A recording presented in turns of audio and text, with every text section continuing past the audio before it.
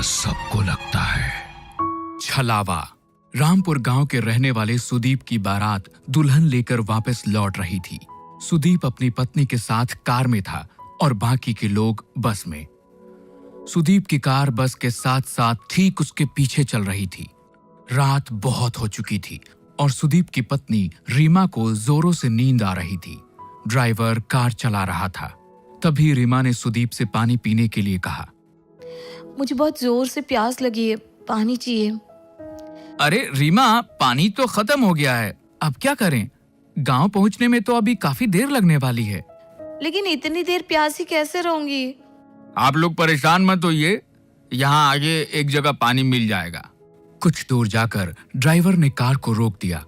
सड़क के किनारे एक हैंडपंप बना हुआ था। सुदीप कार से पानी लेने के लिए उतरने लगा।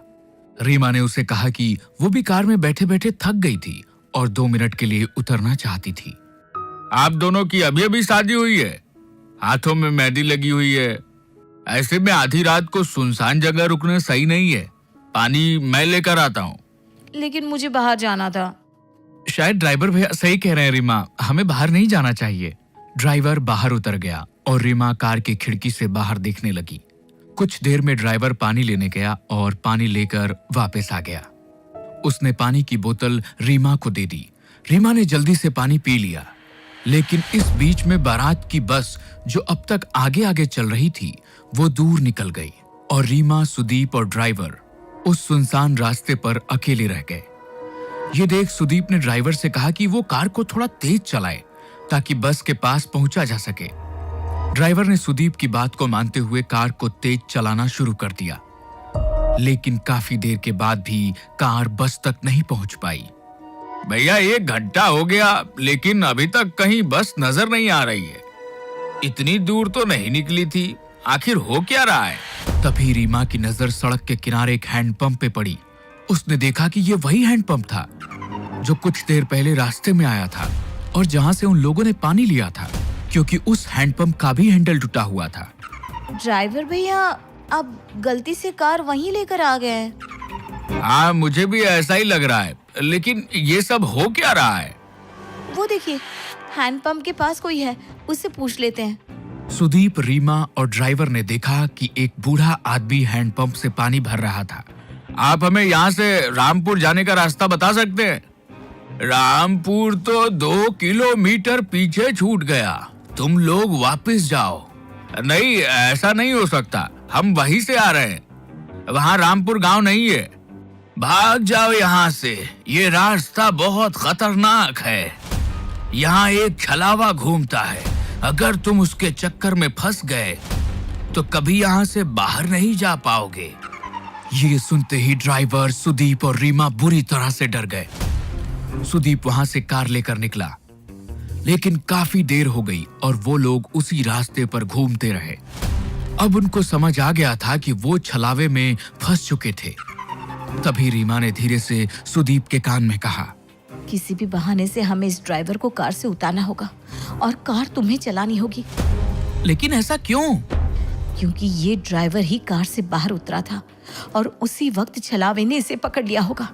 अगर हमने इसे यहीं छोड़ दिया तो हम बच सकते हैं। सुदीप रीमा की बात मान लेता है और ड्राइवर को कार रोकने के लिए कहता है।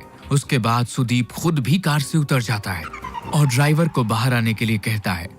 ड्राइवर बाहर निकलता है और सुदीप उसे धक्का देकर खुद गाड़ी में बैठ जाता है। सुदीप और रीमा वहां से भाग निकलते हैं। कुछ दूर जाने पर उन्हें अपनी बारात वाली बस नजर आती है। तुम ठीक कहती थी रीमा, ये देखो हमारी बस नजर आ रही है। अच्छा हुआ उस ड्राइवर को वहीं फेंक दिया। बिल्कुल ठीक कहते हो तुम। अब हमें ये कार छोड़कर सब लोगों के साथ बस में बैठ जाना चाहिए। सुदीप कार को बस के आगे रोक देता है और वे दोनों अपने घर वालों के साथ बस में बैठ जाते हैं। बस आगे बढ़ने लगती है। थोड़ी देर बाद सुदीप की नजर बाहर हैंडपंप पर पड़ती है। ये वही हैंडपंप था जिसके पास से वो पहले 2 बार गुजर चुके थे। अब सुदीप को समझ नहीं आ रहा था कि ड्राइवर तो वहीं रह गया, फिर आखिर ये छलावा उसे अब भी क्यों हो रहा था। सुदीप ने ये बात अपने रिश्तेदारों को बताई। हम सब लोग एक छलावे में फंस चुके हैं, इससे बाहर कैसे आना है कोई नहीं जानता। लेकिन बेटा, ये छलावा होता क्या है? पापा, जब कोई इंसान एक्सीडेंट में मर जाता है तो उसकी आत्मा ऐसे सुनसान रास्तों पर भटकती रहती है और लोगों के सामने ऐसा भ्रम पैदा करती है कि वे आगे बढ़ रहे हैं, लेकिन वो उसी जगह पर घूमते रहते हैं। हम कभी अपने गांव रामपुर नहीं पहुंच पाएंगे। सुदीप की बात सुनकर सब लोग बुरी तरह से डर जाते हैं। तभी रीमा उठकर खड़ी हो जाती है। उसे बस की खिड़की से अब वो ड्राइवर नजर आ रहा था। रीमा ने इस बारे में सब लोगों को बता दिया। सब लोगों को लगा कि वो जितना ड्राइवर से बचने की कोशिश करेंगे उतना ही फंसते चले जाएंगे। इसलिए उन्होंने बस को रोका और ड्राइवर को बस के अंदर बुला लिया। इस छलावे से हम कभी बाहर नहीं निकल पाएंगे अगर हमने उसे अपने से दूर नहीं किया। तुम ही वो छलावा हो, इसलिए अब तुम्हें मरना होगा। अपनी जान बचाने के लिए खत्म कर देंगे। ऐसा कहते ही सुदीप और उसके पापा मिलकर ड्राइवर को मार देते हैं। कुछ ही देर बाद वो अपने गांव रामपुर पहुंच जाते हैं। वहां पर रीमा का स्वागत किया जाता है, लेकिन रीमा जैसे ही सिंदूर वाले पैर लेकर आगे बढ़ती है, उसके पैरों के निशान नहीं बनते। ये देखकर सब हैरान रह जाते हैं। बहू के पैरों के निशान क्यों नहीं बन रहे? इसका मतलब हमारी बहू के ऊपर कोई बुरी आत्मा का साया है। अब क्या करें? ये हमारी बहू नहीं बल्कि वो बुरी आत्मा है जिसकी वजह से हम फंस चुके हैं। नहीं, ऐसा नहीं है। मैं रीमा हूँ। मेरे साथ कुछ मत कीजिए प्लीज। अगर हमने तुझे छोड़ दिया तो हम सब मारे जाएंगे। नहीं, ऐसा मत कीजिए। मैं छलावा नहीं हूँ, मेरा भरोसा करो। ये आपका बेटा छलावा है। ये आपको जैसा दिखा रहा है ना, सब कुछ वैसा ही नजर आ रहा है। लेकिन कोई भी रीमा की बात पर यकीन नहीं करता। वो लोग उसे मारते नहीं हैं, लेकिन एक कमरे में कैद कर देते हैं। सुदीप के चाचा का बेटा राहुल ये सब कुछ चुपचाप देख रहा था। उसे लगा कि रीमा के ऊपर घर के सब लोग अत्याचार कर रहे हैं, इसलिए वो रात के वक्त उस कमरे में पहुंचा जहां रीमा को कैद किया गया था। तुम चिंता मत करो रीमा, मैं तुम्हें यहाँ से बाहर ले जाऊंगा। हाँ, प्लीज मेरी मदद करो। राहुल रीमा का हाथ पकड़कर उसे वहां से बाहर ले जाने के लिए निकलता है।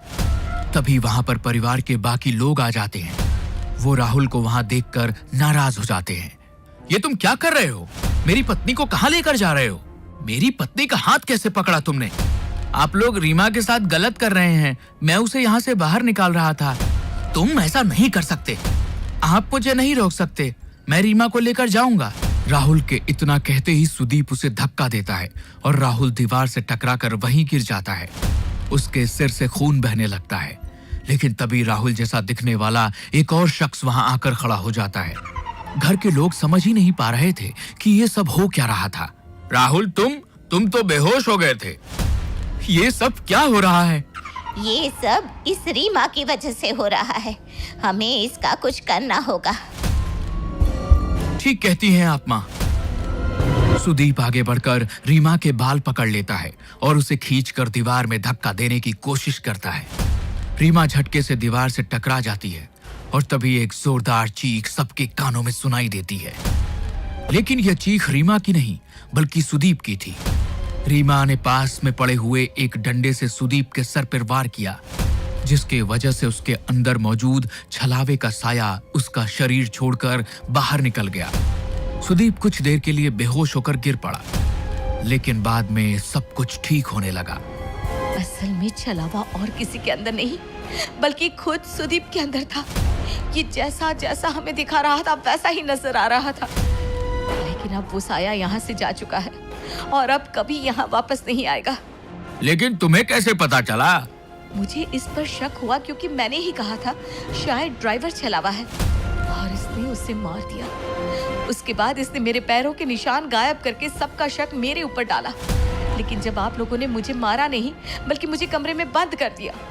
जब राहुल मुझे बचाना आया तो उसने मेरा हाथ पकड़ा ही नहीं था। छलावे की वजह से सबको ऐसा नजर आ रहा था। सुदीप ने उसे मारने की कोशिश की। तब मुझे समझ में आ गया कि असली छलावा सुदीप के अंदर मौजूद था।